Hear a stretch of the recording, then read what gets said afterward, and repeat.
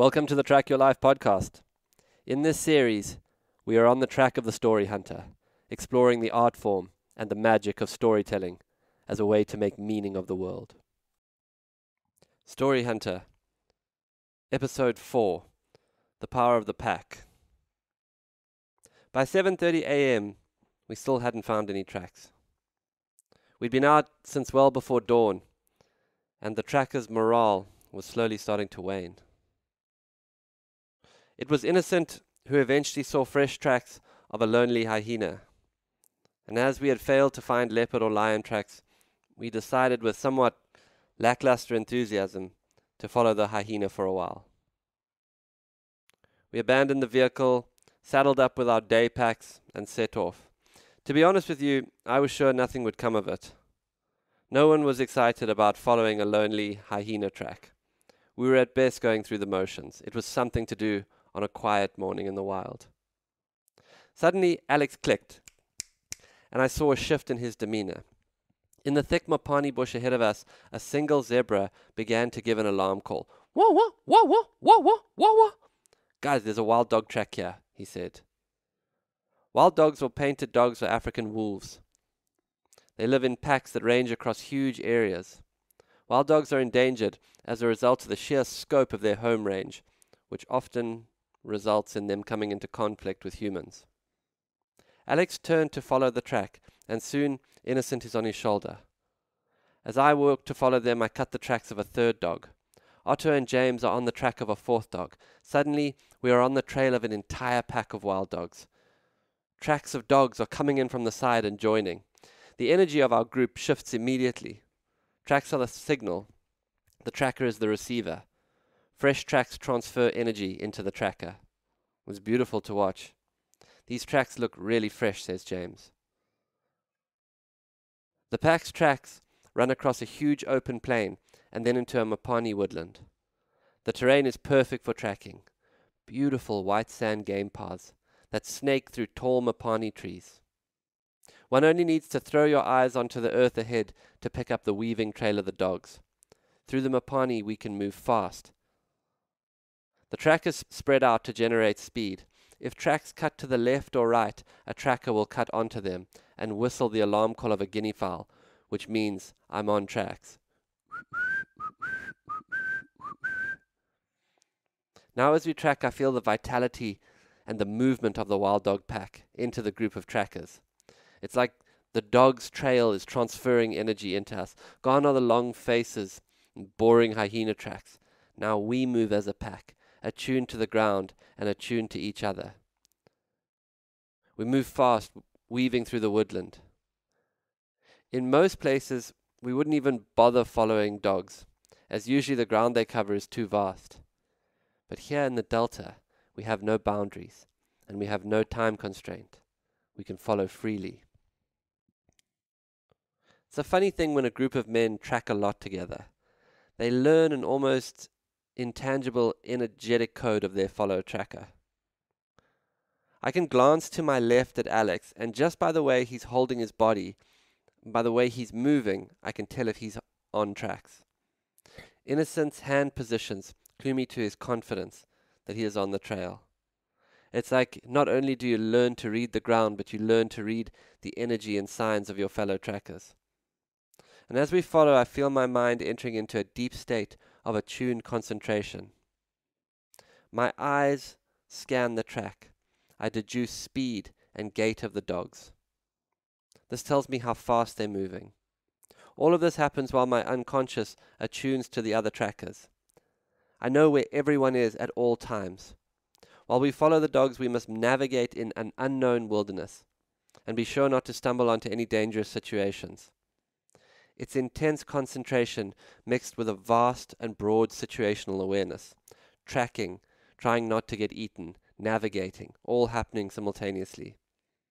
The synthesis of all this information is a deeply alert state, a feeling akin to reading an engaging but complicated story, whilst moving.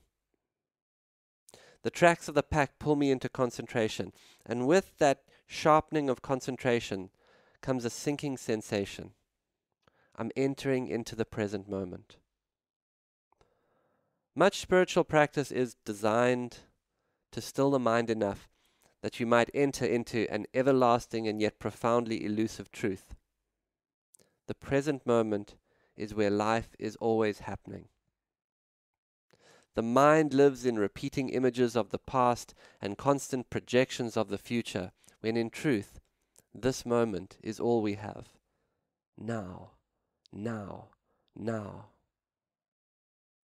Now the dog tracks are suddenly lost, but it is as if we are in tune with their movement by some deep intuitive sense. This is one of the strange mysteries of tracking. The tracker, through years of practice, develops a sense of animal movement. That while tracking arises as the ability to predict where the animal has gone when the trail is lost. This ability to project is a form of almost shamanic merging with the consciousness of the wild dogs. To track the animals, you must enter its mindset. Predicting is one of those skills where practice over time becomes almost magic, or certainly begins to look like magic. Innocence does this now. He drifts left off the trail, and just as he does, James clicks his fingers, and we back on. This is the essence of trailing, losing and refinding the track. This is the essence of life. Lose and refine what is calling you to life, constantly. The hours pass, 1 hour, 2 hours. We follow onwards into an unfolding now, into a massive wilderness. The terrain is beautiful, and in the rare breaks in my concentration, I do take in the beauty of the wild around me. Lechwe canter in huge herds across the floodplains, and far away an elephant throws mud onto his back. Here on the tracks, I must tell you that in this wild place, I feel myself in some secret union with a part of myself I never get close to in urban spaces. No, this part of me is free as the stars at night, and it lives here in the wild. Wilderness brings forth more of myself. The tracks enter a thicket that we are forced to skirt due to a herd of elephant that are feeding in it. I glance at Innocent and see a look in his eyes I've only seen in a certain breed of trackers. He is in a state of relaxed awareness, but there is utter resolve and commitment to finding these wild dogs in his eyes. As the trackers start to move, I see them as a pack, moving like the wild dogs move. And I wonder what neurochemistry is constellating in the tracker's brain. Each track, a small hit of dopamine, moving us forward through the bush. Another hour passes, and the heat starts to build. We take our shoes off and cross crystal clear pools of water that are bejeweled by gorgeous lotus lilies. Wild dogs are not afraid of water, and so in the delta they happily run across these pools. It makes it very difficult to follow them, and again we lose the tracks. The pack of trackers breaks apart, spreading out onto a huge floodplain, scanning the ground. Moving like a pack of hungry dogs, we're hungry for tracks. The heat is now built, and blazes of heat mirages shimmer over the plains of the delta. And yet the trackers show no sign of slowing. At high levels of any practice, something unusual occurs. Qualities of that practice become transferable. So I could say that the determination you develop as a tracker makes you a determined person in life, in work, and in love. When I am practicing tracking, I am practicing life. Our determination on these tracks is a training ground for life, and then life becomes a training ground for tracking. How you do one thing, you do everything. We turn back.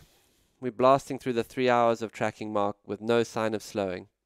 My Garmin watch says we've already walked about 15 kilometers. For 40 minutes or so, the track is lost. We cover ground, checking any open ground for tracks. We walk in a huge half circle, trying to ascertain where the dogs have gone. Lost tracks must not break our confidence. Lost tracks are a chance to reevaluate and reset ourselves. We backtrack to lost tracks, and then a breakthrough. The dogs had thrown us by turning 180 degrees and turning back towards where they had come from. We vector forward now on a new heading, back towards where we had set off from. The sun reaching higher into the sky makes it harder to see. The tracks are directly lit by the sun above them. The difficulty of the track has a tension to it. We are holding ourselves, and the feeling would be like watching a sports game or playing a sports game that's extremely tight, and you can feel the tension and the pressure that everyone's holding. Water bottles start to run low, and I notice that salt has started to crust my shirt. But I am so happy, and I'm clear, and I'm being burned by the sun. I'm a tracker, and I must find my quarry. The simplicity and clarity of this ancient drive is profoundly relieving on some level. So often we face the endless uncertainties of life. Modern life is mired by complexity, but now, out here, on this trail, in this wilderness, I am clear. Track and find these dogs. In the presence of Alex and innocence, I can be a student of tracking and of mastery, because they are masters. These men are so superb at what they do. As fellow trackers, they allow me to witness the art at its highest expression of skill. They are embodying what's possible. And this is a gift to anyone studying an art form, to be around people like that. Men who can set a bar and a level. The tracking is hard, faint tracks, the dogs running erratically, the group of trackers slow. The heat, the exertion, and thirst with concentration builds a tension. How far have these dogs run? Tracks in mid-morning sun directly overhead become extremely hard to see in the white sand of the Mopani Veld. We need a break. And just then, as the tension builds to an almost critical pinnacle, Innocent suddenly spots the pack of dogs resting in the shade of the tree.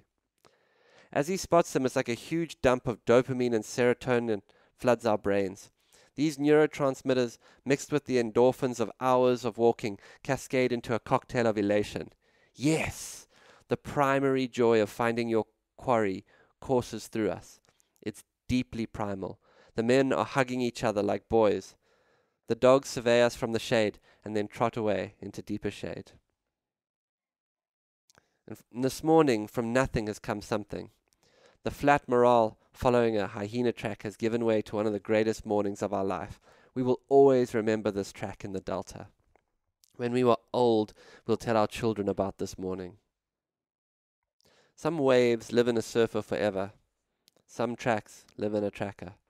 And for me, this morning following the dogs will always be one of those. And something else too. As a group, we'll be different from today. Some momentum has come to us.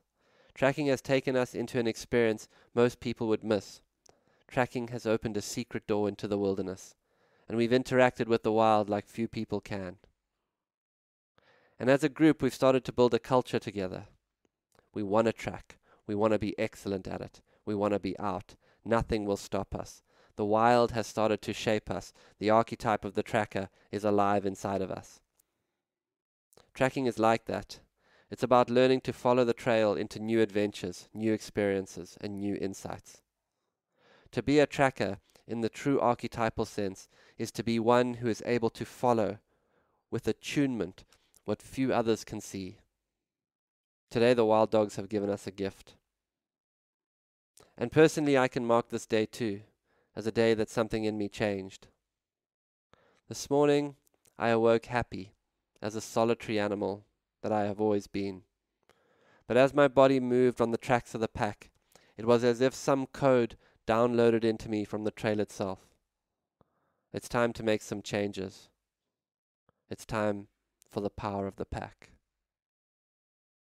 Thanks for listening to another episode of the Track Your Life podcast with Boyd. To begin your own story hunting journey, sign up to the online course on Boyd's website, or just find him on Instagram, X, or your favorite podcast player. Please rate and review this podcast so that more people can find and enjoy it.